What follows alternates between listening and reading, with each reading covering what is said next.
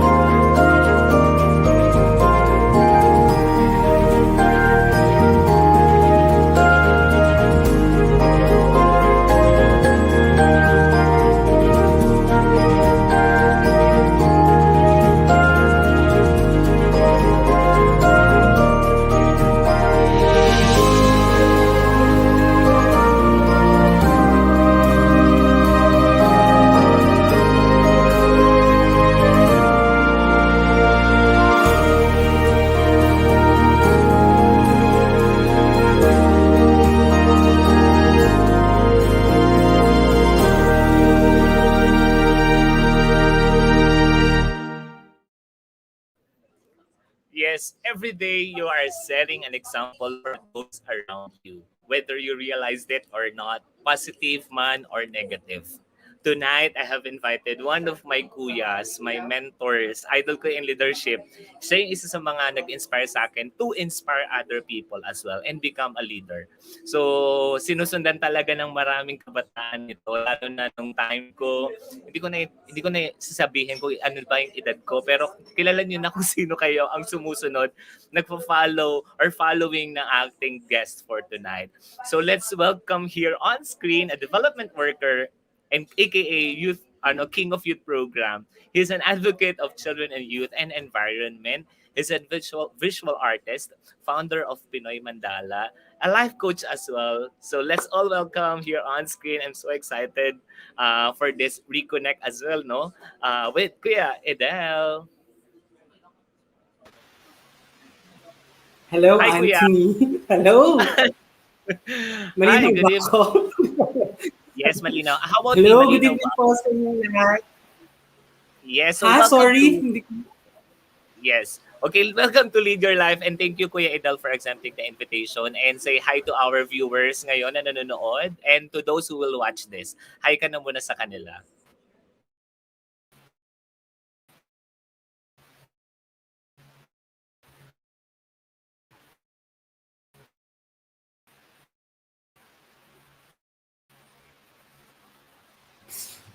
But I'm happy to be here. And I hope you are all safe in your home. And yeah, looking forward to kung ano pag-usapan natin, Anthony.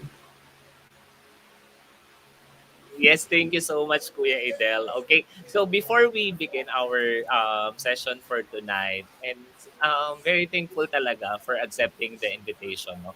Pero ito, may check-in muna tayo. So, if you will describe your life in a road, halimbawa, nagbabiyahe ka, no?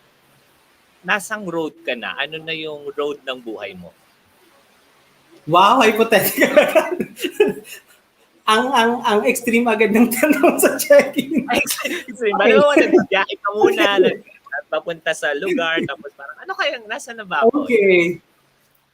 Right, kung nasa na ba ako, I always treat it na I'm halfway there. Parang kasi habang lumalaki ka, parang nung bata ka, di ba, kala mo your life is pag na-reach mo na to, after you graduate, and then may trabaho, feeling mo hanggang dun na yung life, and after that, yun na yun. No? But the truth is, parang habang umaandar ka, pati yung daan mo humahaba rin siya. But definitely it depends kung gaano kalaki yung gusto mong dream. Ano? So I think I would always want to believe na I'm halfway there, only because, as you grow up, then dumalaki din yung mga gusto mo pang mangyari sa buhay mo. And now that you have a family, or I have a family, syempre mas lumalaki pa yung your dreams ko. I mean, my dream, sorry. Okay, yes. Okay. So, nahirapan na ba? Sa unang question pa lang. Sorry kuya for Oo nga that. eh. Hypothetical. Ngayon kasi maraming Oh, checkpoint na nagaganap, no? Lalo na correct, is correct. strict yung ating implementation, lalo na dito sa NCR. And very timely yung question ko. To those who are also watching right now, tell us, saan na ba kayong part ng road ng buhay Correct, nyo correct. ngayon? So, for sure, katulad nga ng share mo kuya, no? Pwedeng nung time na iba pa yung facing ng buhay mo, ito na siya. Pero nung nadadagdagan na nadadagdag, humahaba, humahaba at humahaba din yung ating road. Thank you. Umpisa pa lang yan. So mga, if you're watching right now, if you do have any comments or sagot dun sa tanong natin, so comment down below. So kuya, how's life? So how's life going? Your family, Ezra and Grace, can you tell us your day in life? What Ah, keeps you busy these days? yung kasi parang magto 2 years na yung pandemic, so everything is almost the same after na mag-lockdown. Sa bahay lang kami, and we're trying to do our best na maging safe, no, not just for sa amin, kundi para sa mga tao din na nasa neighborhood, and then yung pag lumalabas kami. So yeah, and then ang maganda kasi is we're how do we say it? We're lucky in a way na in terms of work, I get to continue my work sa bahay. And then Ezra is in good school right now, kahit nagkaroon ng pandemic, maganda pa rin yung management ng learning process niya. Hindi nahinto. No? I think that's overall yung description on where we are right now. We are in the process that we're still continuing, at hindi nahinto yung the way life goes for all of us. No, we try to learn new things. We try to be happy kung ano yung meron kami sa ngayon. We'll appreciate that. But at the same time, we continue dreaming. No, kahit kasi parang before the pandemic, we're all excited to parang mag-ipon for the house, mag-isip kung saan kami susunod na biyahe. And then kami ni Grace, we're thinking kung ano bang next na pag-aaralan namin. Gusto ba namin maging magka-classmate kami sa isang sa isang master.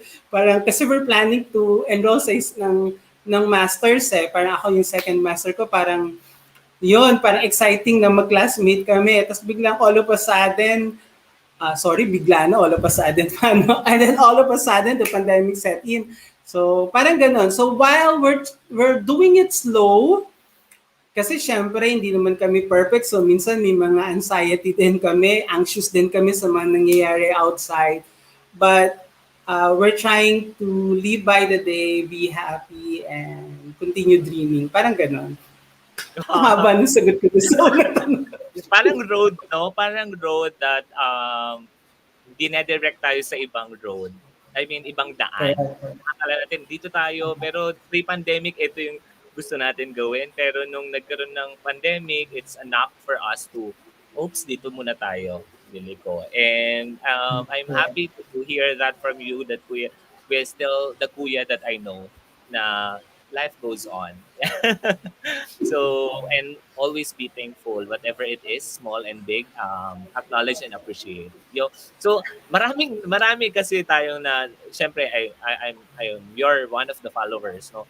Ang dami mong ginagawa. So, of all the things that you do, ano yung pinaka-paborito mong ginagawa, kuya? Okay. Siyempre, aside from work and aside yung pag-aalaga sa pakikipag harutan kay Ezra, habang lumalaki kasi siya, nagiging mas nag-iiba yung mga biruan namin, eh, di ba? Mas exciting, mas magaganda na yung mga napag-uusapan namin dati. Hindi na lang tungkol sa mga laro and fun stuff, no? Pero yung, aside from those things, syempre yung excited ako, yung I still get to do my hobby, which is art, no? Yung of course, yung pag-update ko ng mga or pag-share ko ng skill ko sa Pinoy Mandala both in YouTube and sa Facebook and Instagram. But of course, syempre, lagi akong happy dun sa work ko right now. Um, Katulad na nabanggit ko kanina, kahit na nasa bahay lang, yung nature kasi ng work ko, I get to talk to a lot of people. Hindi lang sa Asia Pacific, pati dun sa ibang yung counterpart namin sa global office and then yung ibang mga members namin sa Africa and Latin America. So, yun yung na-enjoy ko talaga because I continue to meet new people during the pandemic at the comfort of of our house, no. At dahil doon din, meron na yung kasi ang mahirap 'di ba parang feeling natin na cut yung relationship building natin sa mga hindi lang doon sa malapit sa atin kung hindi doon sa yung mga random people that you meet along the way no nung wala pang pandemic. And with my work parang ganun pa rin no. I'm super excited to meet people from India and Indonesia although sometimes we're sharing bad stories. But at the end of the day, yun yung inspiring eh. No, you natututuhan mo na ganun din yung nangyayari sa kanila at the same time, they continue to do good to others. Yeah. Hindi ko lang kung may Okay. sense may sinabi ko. Ang tawag dito, dun sa question is that I see that you balance everything. Yung wala kang paborito because lahat yun paborito mo na ginagawa. No, no, you have a Okay, quality yes, time with your family, with Ezra and Grace, and then you also continue what you do sa arts, no, sa visual arts mo, and you were able to receive awards pa, nakita natin, and also working professionally, now you're also meeting a lot of people virtually and sharing a lot of experiences, sharing lalo na iba yung culture. So I know your I correct. know that's your niche eh. Parang yung meeting a lot of people and you learn something from them. So now being a leader of your own life is one of the ways to become a leader ng sarili mong buhay is leading by example. No, kuya. And you know, kuya, isa ka sa mga kuyas and mentors ko especially sa leadership. When I started the youth lead, as a youth leader, siguro isa ka rin eh kung bakit ako nagpa-certify as a life coach. And you are being followed by a lot of youth and now they have their own lives and still following you. Nasa ba si kuya and sometimes may mga magme-message pa sa'yo mga kamusta and getting some casual talk and asking some advices from you. And the question is, how do you maintain being an example to others? Ang hirap nung thought na you're an example to others, ano, kasi parang pati ako tuloy napapaisip how do I maintain it, no? But at the end of the day, it's about being an example to yourself, no? Para kasi sa akin, yung the way you live your life is your gift to yourself and dun sa being na pinaniniwalaan mo. So, if that is your mindset, no, that the kind of life that you do is a gift to yourself, so syempre gagawin mo ng maganda yung regalo mo sa sarili mo. And before kung isipin na if this is a good example to others, tinitingnan ko rin muna yung relationship ko nun sa sarili ko. If that is something that will make me happy, or if this is something na magbibigay ba yun ng guilt feeling sa akin, or if this is something that I will be very proud of no in the end, or hindi naman talaga to take pride but at least hindi ko ikakahiya yung action na yun. So that's how I try to be a good example to others although hindi ako conscious na that's how I need to live now to be an example to others. but at least to be an example to people around me, especially kay Ezra, kasi siya yung nakakakita sa akin. So, I think mas ganun yung treatment ko sa ano. No? When you lead your life, that's the gift to yourself. You know, something na magpapasaya sa'yo at actually, habang lumalaki ka, hindi na lang doon sa magpapasaya sa'yo. You need to ask if this is something that will stress you out din eh. No, iisipin mo na rin na poproblemahin ko ba to pag ginawa ko to or things like that. So, there. Tama, Yeah. yun ba yung... Not sure. Yeah, thank Yeah, you. that's So how I do it now. you got the point that being an example to others is not only thinking about others but thinking about yourself and reflecting Correct. that to yourself is pupunta palabas siya eh. So Correct. you Correct. first love yourself, you think that you will be proud of what you think. And also magandang point na sinabi mo, isipin mo rin kung makabibigay ba to ng sakit sa ulo sa'yo. No, okay. So but before Correct. we to another question. So, hi ko Ate Sol. Sabi ni Ate Sol who are watching right now, nakaka-age Hello. reveal naman. Nakaka-age reveal naman daw. Ang ang ano ko. Okay, yung question ito ata yung sinabi ko kanina that you are being followed, no? And sabi niya, complete diversion from road to self-validation. Career life, love life to road to selflessness, motherhood. Yun yung sinabi ni Ate Sol. Thank you Ate Sol for sharing. Yun yung kanyang road ngayon is complete Correct. Correct. diversion from road to self-validation to road to selflessness. Yes, blockbuster daw yung intro ko. Sorry.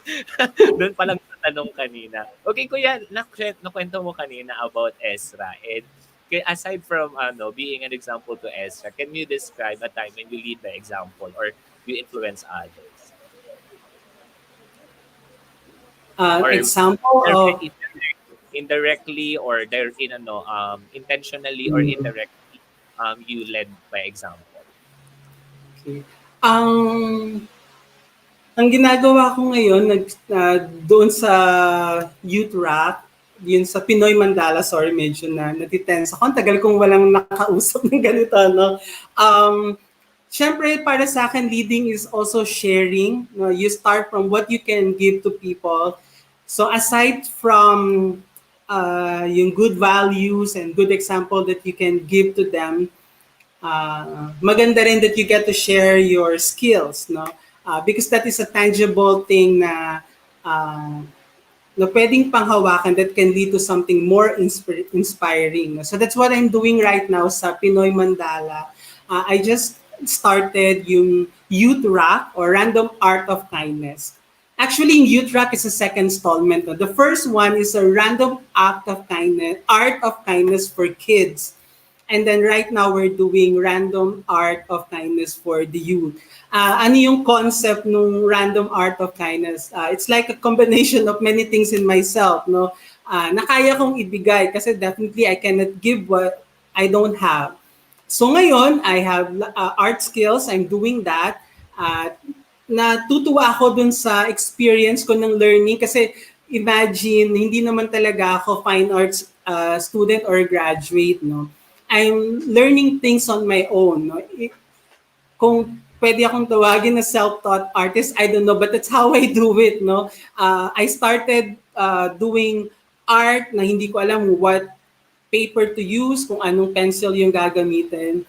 When I tried acrylic, ganun din. No? It's really, yung learning process ko at yung creative process na meron ako, yun yung sinishare ko dun sa Random Art of Kindness. But as you mentioned, I'm not just an artist.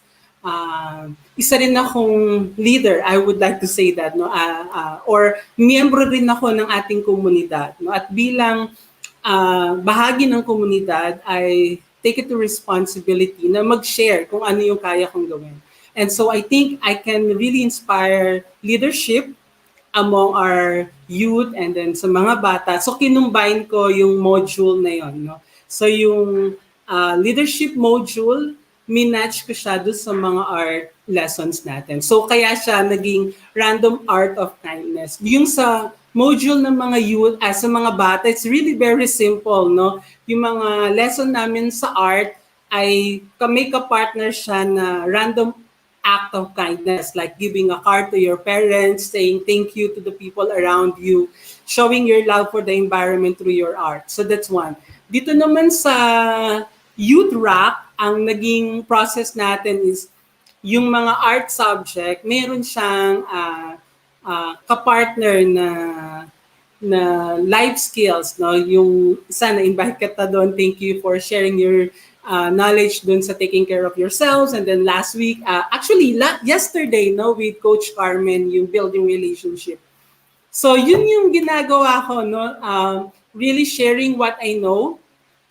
Kasi ang gusto kong maging contribution sa society ay makapag-touch ng mga young artists na hindi lang sila young artists but they're also advocate, no, they use their talent to share kindness, no, at the least, no, kahit hindi na nga leadership, no, kindness, no, to their parents and their people around them, and of course sa sarili nila. Kaya yung first topic is really self-care, no, para magsimula sa kanila yung kindness. Yon, haba, Yes. no? Ako lang ba or yung mga nanonood ngayon, if you're connecting with me, listening, watching Kuya Idel talking, maraming lumalabas sa isip ko or the colors of what you're talking about. Sobrang inspiring and nakakamiss yung ganitong usapan. Sabi mo kanina, tagal mo nang hindi nakapag-usap ng mga ganitong bagay. For sure, iba yung pinag-usapan nyo. And me also, talking to you, it also, nagre-reminisce ako ng mga panahon na nag-usap tayo sa council, sa mga paggawa ng project. So, and leading by example and also leading your life, it should be intentional, no? It's also part of leading your own life. Be intentional, no? And what you've mentioned about your project, Random Act of Kindness, it's also therapeutic too to the audience, not only to the audience but the people around them. And yes, you are, Kuya, that you are truly a leader. And thank you for sharing your skills to others, even that yung day one na nag-usap tayo, ano ka, tawag dito, hindi ka madamot sa ganun na mag-share ng mga ganong thoughts. And it goes along the way. So, thank you, Kuya. And Kuya, the follow-up question on that is what do you think is the importance of or value of leading by example? Ano ba yung I nakuha think or mahalaga yun eh, or value? Bakit yung leading by example. Kasi for one, yung term mo na intentional, although you want it to be natural, no, na maging part sa buhay mo na parang bahagi na siya ng the way you live, pero I think bago maging part yun ng natural you, kung hindi pa yun very apparent sa ngayon, mahalaga yung idea na you make it intentional, meaning talagang nilalagay mo yun sa sa mind mo and your heart na gagawin ko to with pure intention. Kaya conscious ka, no? And then from after na maging na masanay ka na dun sa conscious act na yon, eventually magiging unconscious ka na because it becomes you na. So I think kung ano yung halaga nun, may halaga yon for you, and then may halaga din yun sa community mo at sa mga taong nakapalibot sa'yo.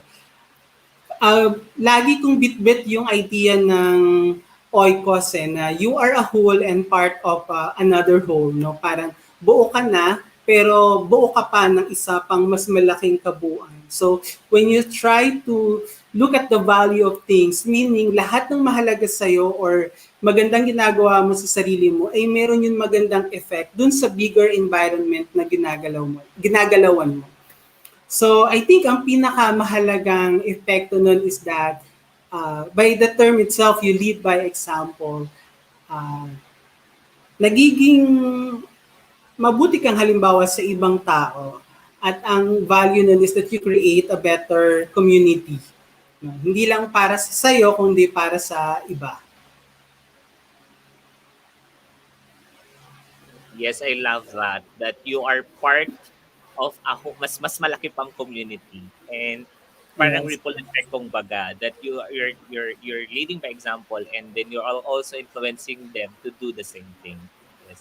And sabi mo nga that before it's conscious that you're being intentional, but it soon it becomes natural na, no?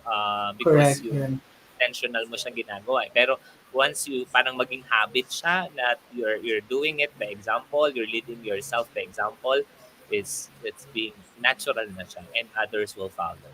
So, kuya, And I think your siguro idagdag ko lang, ay sorry, sige, go kuya. idagdag ko lang kasi mas nagiging effective yung inspiring people when they see an example, no? Ibig sabihin, mas kaya nilang panghawakan na, yes, may magandang mangyayari sa buhay ko kung gagawin ko to kasi ito yung nangyari sa kanya, no? So for example, if you would like to touch the lives of young children or young artists, no?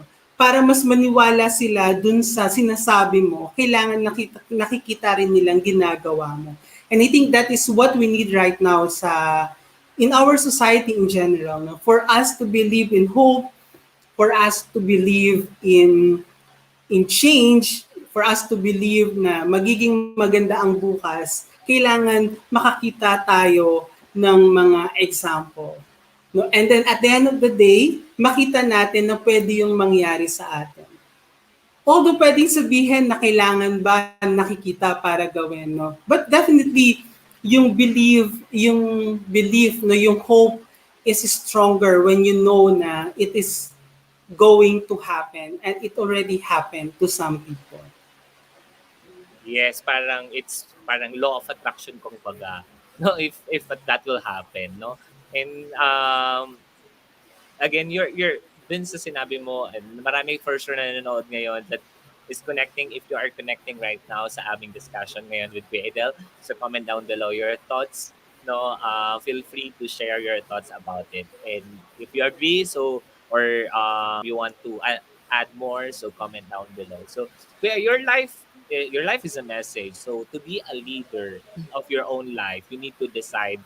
Yun nga yung sinasabi mo, connecting din sa sinabi mo kanina, that you need to decide what message you want to send to others. So it might be, kung depende sa, nagre-reflect din sa sa'yo eh, kung how you act, okay, that's the message that you want to give to others. So the question is, anong message yung gusto mong isend sa sarili mo and to others?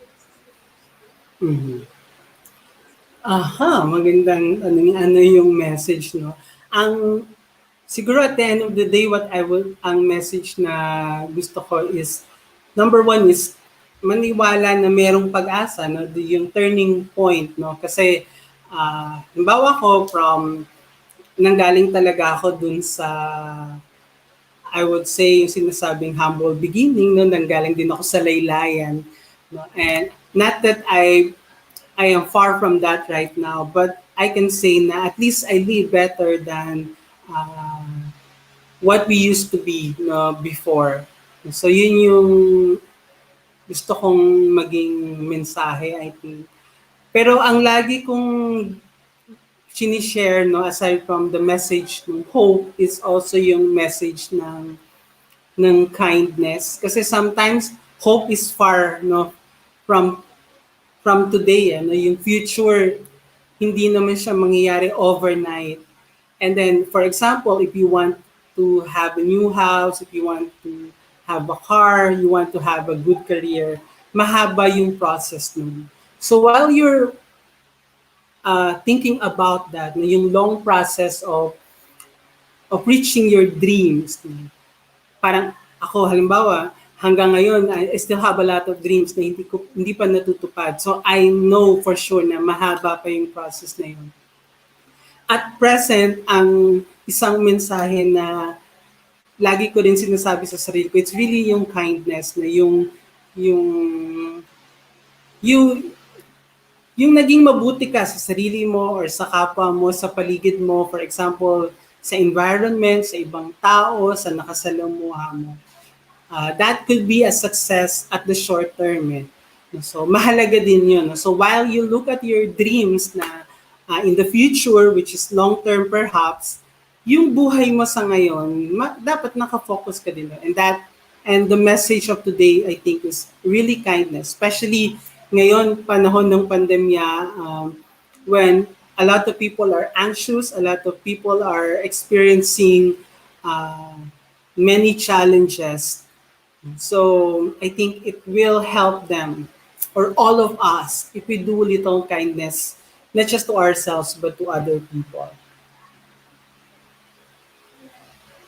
Okay, yes. Two messages, no? Una is hope and kindness. So to everyone, this is our message. This is the message from Pinoy Mandala from Kuya Edel.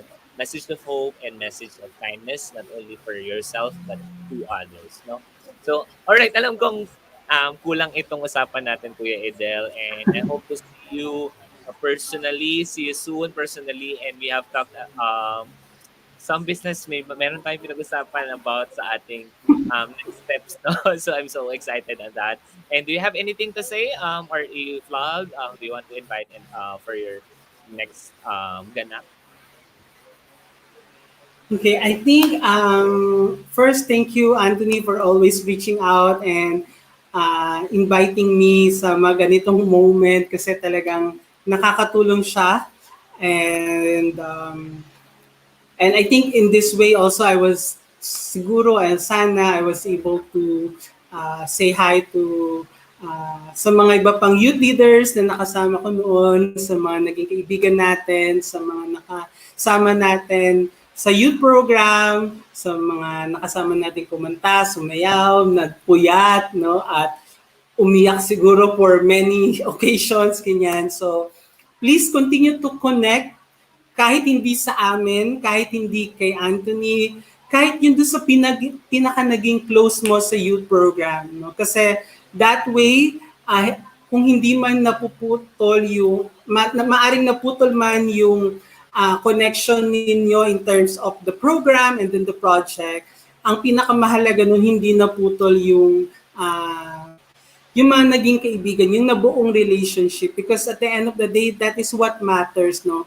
Kahit makalimutan mo kung ano yung pinag-usapan natin about leadership, about self-awareness, yung mga life values na pinag-usapan natin, ang mahalaga, you don't forget the people na nakasama mo doon. No? Kasi hindi lang yun memory, parang sa akin, parang kayamanan mo yun no? Na babalik-balikan mo and for sure one way or another sila rin yung nakasama mo tumulong sa sa mga pinagdaanan mo sa buhay. So please continue to connect, give whenever you can, and say hi no to sa mga hindi mo nakakasalamuha. Yun. And then, of course, on the other side, so I would like to invite everyone to visit yung Pinoy Mandala sa Facebook, sa YouTube, and then sa Instagram. Although I'm sharing my art there, as I mentioned a while ago, hindi lang siya purely art. No, I'll try to put my advocacy in them. Yung latest na ginagawa ko is a series on Philippine biodiversity. So, it is my humble contribution dun sa campaign na wag natin ding kalimutan yung mga nilalang sa kagubatan, sa karagatan, na yung lahat ng nilalang ay meron siyang value sa atin. So yung kindness natin, hindi lang siya kindness sa katulad natin, hindi lang sa uri natin, the kindness sa iba pang creations. Because at the end of the day, lahat tayo we contribute sa bawat kilos ng bawat isa. You know? So kung maganda maging conscious na tayo na yung effect natin or impact natin, no? I think that's the right term. No? Yung impact natin is an impact that makes people happier, more hopeful, and somehow nakatulong sa kanila no? One way or another. Hindi ko na alam kung anong sasabihin ko sa ganun. Yes. And then, please keep safe. No? Kasi may pandemya pa.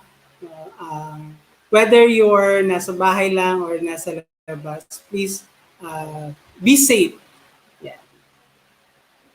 Salamat kuya. And yes, I can attest to that.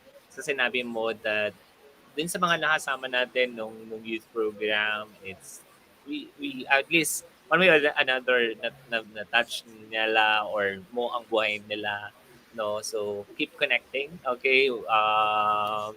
Yun. So, ngayon, yung ilan sa mga taong yon is kasama ko para until now. And isa ka doon, kuya. So, thank you so much for sharing, for guesting for tonight's episode, and for sharing your story with us. And I wish you the best for your journey and always no safe with your family. So maraming salamat sa lahat. Yes. Okay. So thank you. So bye-bye kuya. Thank you everyone. Okay. So yes, leaders don't simply lead by telling others what to do. They lead by showing others what to do, by setting a good example themselves. In almost any aspects of work and life, you work with other people.